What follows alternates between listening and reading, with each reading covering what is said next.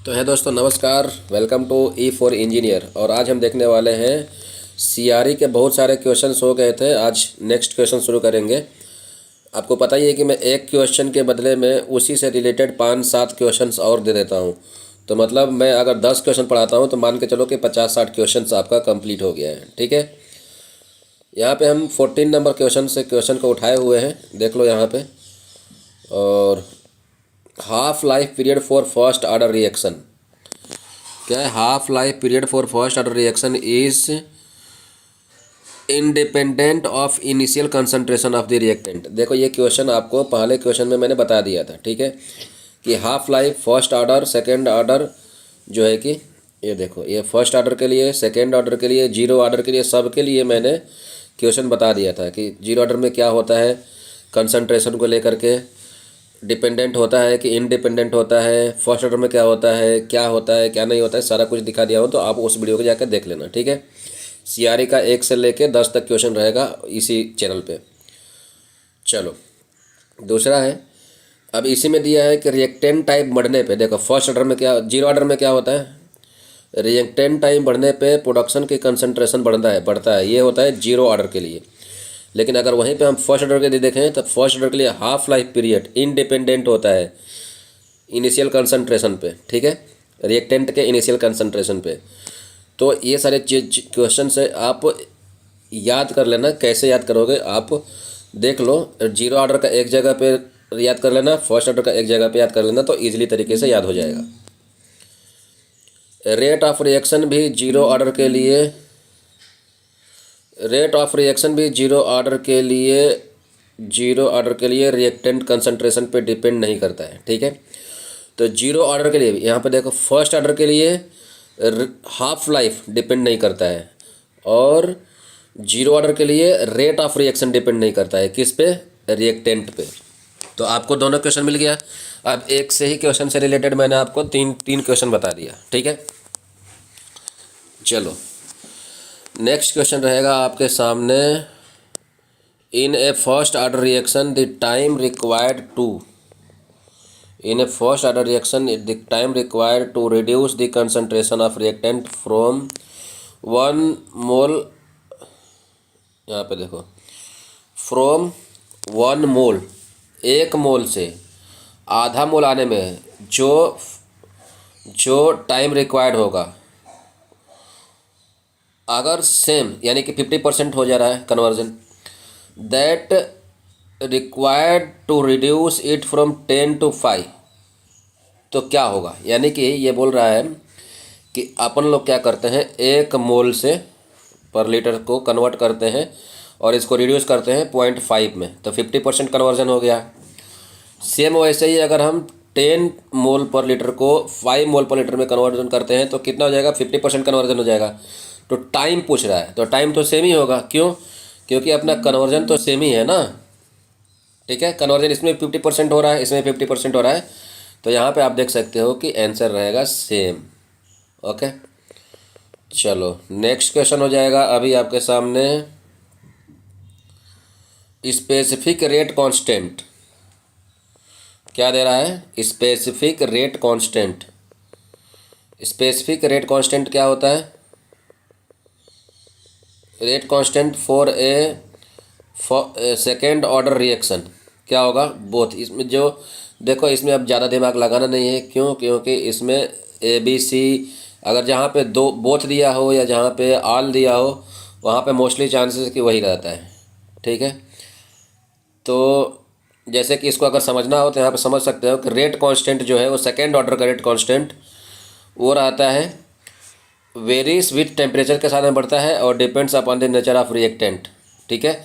Zero order और first order में क्या था, हाफ लाइफ और रेट ऑफ रिएक्शन इनडिपेंडेंट था, लेकिन यहाँ पे रेट कांस्टेंट जो कांस्टेंट है वो टेम्परेचर के साथ वेरीज करता है और रिएक्टेंट के साथ भी वेरी करता है, ठीक है। तो बोथ रहेगा सेकेंड ऑर्डर के लिए। यहाँ से आप याद कर सकते हो इसको, the reaction in which the rate equation corresponds to a stoichiometric equation is called an elementary reaction, इसको बोलते हैं, ठीक है।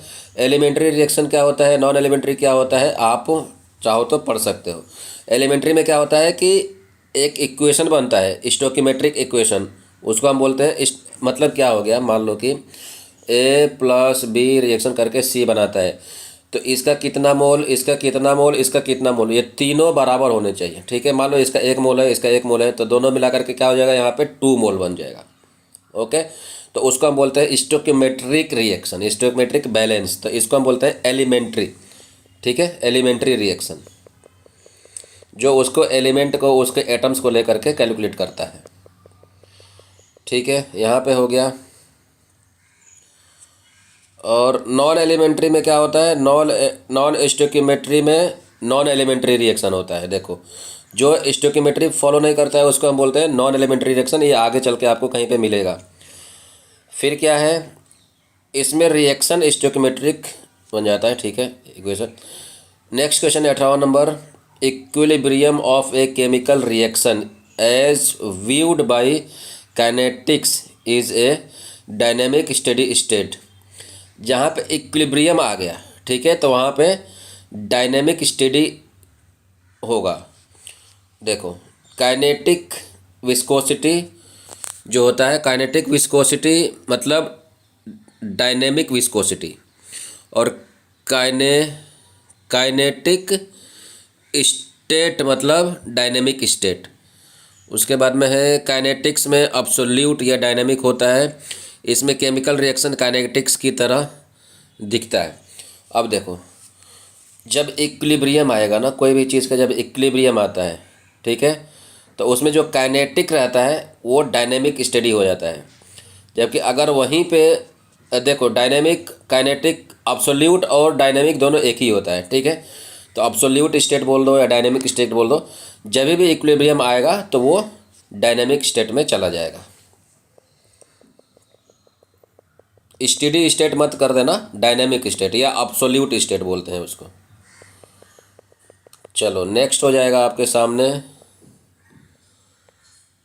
19 नंबर क्वेश्चन।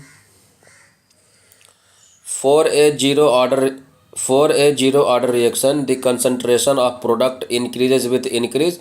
ये क्वेश्चन नंबर 1 में मैंने बता दिया था आप लोगों को, जीरो ऑर्डर रिएक्शन के लिए टाइम के साथ बढ़ता है। ठीक है, यहाँ पे भी मैंने लिख दिया है, जीरो ऑर्डर के लिए रेट ऑफ रिएक्शन कंसंट्रेशन पे डिपेंड नहीं करता है। ठीक है, और फर्स्ट ऑर्डर के लिए हाफ लाइफ रिएक्टेंट पे डिपेंड नहीं करता है। ये ऊपर क्वेश्चन जो मिला था, तो मैंने सारा क्वेश्चन लिख दिया एक ही जगह पे। Arrhenius equation shows the variation of, क्या बताता है आर्हेनियस इक्वेशन, रेट कांस्टेंट को के इज प्रोपोर्शनल टू टी होता है। ठीक है, यानी कि ये फार्मूला है आर्हेनियस का, ये याद कर लेना, क्वेश्चन पूछ लेता है कभी कभी। के इज इक्वल टू ए ई का power minus E A by R T. ठीक है, ए क्या है, फ्रीक्वेंसी है, इसमें ई ए आर टी, आर और टी टेम्परेचर, रेट कांस्टेंट, और ये कांस्टेंट है। ठीक है, तो यहाँ पे आपको पता चलेगा रेट कांस्टेंट जो है वो रेट कांस्टेंट टेम्परेचर पे वेरी करता है। यहाँ से देख सकते हो, के इज़ प्रोपोर्शनल टू, कहाँ हो गया, ए ई का power minus E A by R T. ठीक है, टी। तो ये हो गया आपका। और उसके बाद में अपने लोग 20 नंबर क्वेश्चन देख लेते हैं। ये the energy of activation of a chemical reaction.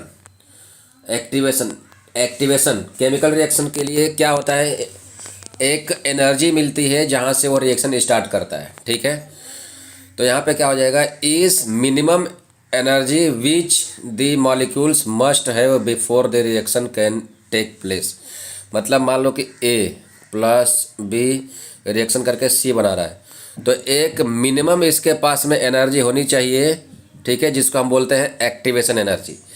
और इसके पास भी, अगर इन दोनों के पास मिनिमम एनर्जी नहीं है, मान के चलते हैं कि किसी भी इसके लिए मिनिमम एनर्जी 10 कैलोरी है। ठीक है, इसके लिए मिनिमम एनर्जी 5 कैलोरी है। ठीक है, सबके लिए अलग अलग होगा।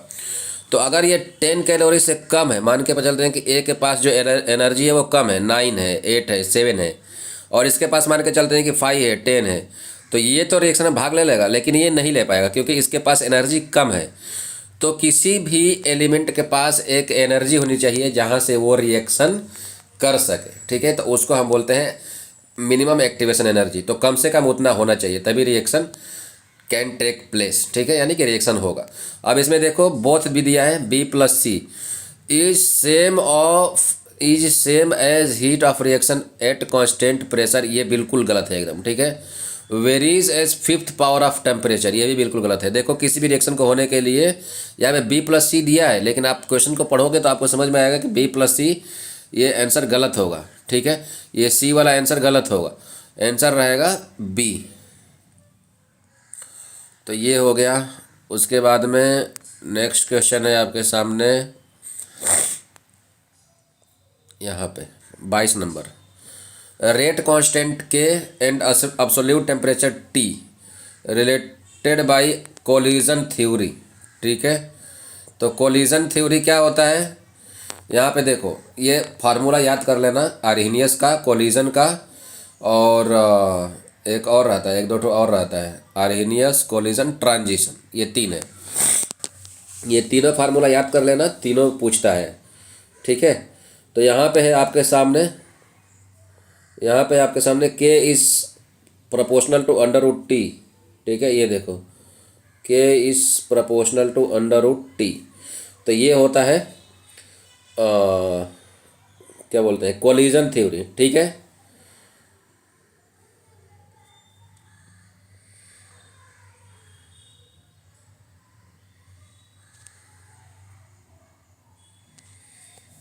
और उसके बाद में जैसे यहाँ पे देखो ये हो गया कोलिजन, ये हो गया आपका ट्रांजिशन, और ये हो गया आपका आर्हीनियस। ये तीनों क्वेश्चन को आप याद कर लेना, ये क्वेश्चन पूछता है, ठीक है। चलो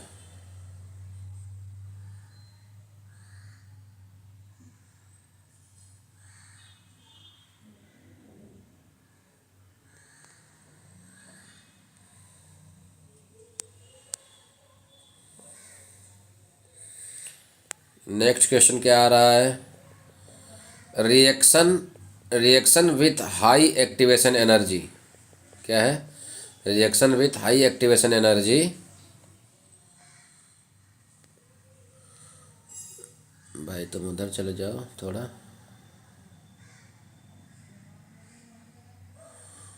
आर वेरी टेम्परेचर सेंसिटिव, हाँ जाहिर सी बात है, ठीक है। अगर reaction with high activation energy बहुत ज़्यादा है तो वो सेंसिटिव रिएक्शन होता है, ठीक है। वेरी टेम्परेचर सेंसिटिव, तो हम कम टेम्परेचर पाते हैं क्योंकि उसके पास एनर्जी ज़्यादा है। टेम्परेचर क्या है, टेम्परेचर एक एनर्जी ही है। अब हाई एनर्जी ऑलरेडी है, उसको थोड़ा सा और एनर्जी दो, थोड़ा सा एनर्जी दोगे तो वो ज़्यादा सेंसिटिव रहेगा, ठीक है, फास्ट रिएक्शन करेगा। उसके बाद में next question 25, in auto catalytic reaction one of the product acts as catalyst, ये ध्यान रखना, ये क्वेश्चन पूछता है, ये वाला भी इम्पोर्टेंट है कि ऑटो कैटेलिटिक रिएक्शन में जो उसमें से एक प्रोडक्ट रहेगा, ठीक है, ध्यान रखो, रिएक्टेंट भी रहेगा, प्रोडक्ट भी देगा, सब दे देगा, लेकिन उसमें से जो एक प्रोडक्ट रहता है, मान के चलो कि ए प्लस बी मिल के सी प्लस डी बन रहा है, ठीक है। तो इसमें से कोई एक सी, ये प्रोडक्ट है, सी या डी दोनों प्रोडक्ट है, तो दोनों में से कोई एक जो है वो एक कैटलिस्ट का काम करेगा, ठीक है, ये रेट ऑफ रिएक्शन को बढ़ा देगा। या तो सी हो सकता है या तो डी हो सकता है, लेकिन होगा प्रोडक्ट ही, रिएक्टेंट नहीं होगा, ठीक है, तो याद रखना। उसके बाद 26 नंबर क्वेश्चन है, with increase in temperature the equilibrium conversion of A reversible exothermic reaction. अगर एक्सोथर्मिक है, जाहिर सी बात है, अगर एक्सोथर्मिक है, एक्सोथर्मिक मतलब इंडोथर्मिक मतलब एक्सोथर्मिक मतलब हम हीट नहीं देंगे, उसमें से ऑलरेडी हीट निकलता है रिएक्शन में से। इंडोथर्मिक मतलब कि हमको हीट देना पड़ता है किसी भी रिएक्शन को कराने के लिए। तो मान के चलो कि ये एक्सोथर्मिक रिएक्शन है, तो हम इसको हीट देते हैं, अगर with increase in temperature, temperature देंगे तो क्या होगा, रेट ऑफ रिएक्शन घटेगा, ठीक है। जबकि वहीं पे अगर इंडोथर्मिक है तो इंडोथर्मिक में हमको टेम्परेचर देना पड़ेगा तभी वो रिएक्शन होगा। तो ऐसे कंडीशन में टेम्परेचर बढ़ाने पे रेट ऑफ रिएक्शन बढ़ेगा इंडोथर्मिक के कंडीशन में, और एक्सोथर्मिक के कंडीशन में उल्टा हो जाएगा, घट जाएगा, ठीक है। तो अगर कोई बोलता है कि टेम्परेचर बढ़ाने पे रेट ऑफ रिएक्शन क्या होगा, तो वो डिपेंड करेगा रिएक्शन इंडोथर्मिक है कि एक्सोथर्मिक है। अगर इंडोथर्मिक है तो बढ़ेगा, एक्सोथर्मिक है तो घटेगा। ये क्वेश्चन का आंसर है, ठीक है। चलो उसके बाद आपके पास बचा 2 क्वेश्चन और। विथ इंक्रीज इन टेम्परेचर हो गया इंडोथर्मिक रिएक्शन।